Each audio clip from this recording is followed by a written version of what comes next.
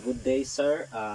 Ang ako na report is ang continuation sang Comelec approach rural development. So, amo ni ang outline of the Comelec Rural Development Program. So, ang ako na report is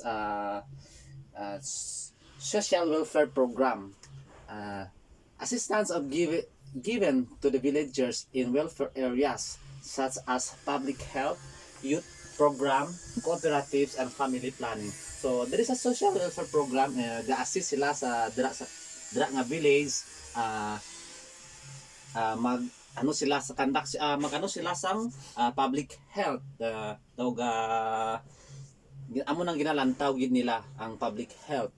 So magpatindog first mapatindog sila sa mga health center, and then about sa youth program.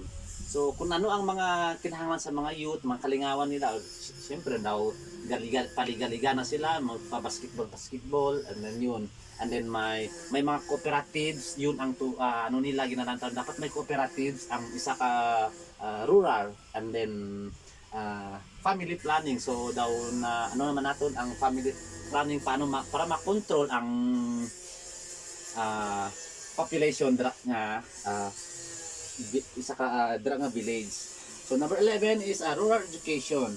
Rural primary education has been modernized to fit the requirements of rural development program. So isa naman nila nga gina-aim ang rural primary education. I-modernize nila ang kung ano ang mga kalakaran dra sa kung paano ang ilang halimbawa ko na lang is ang about sa farming.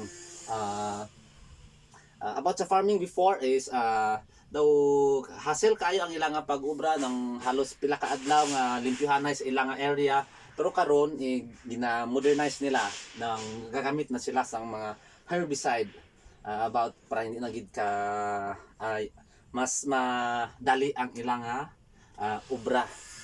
So number 12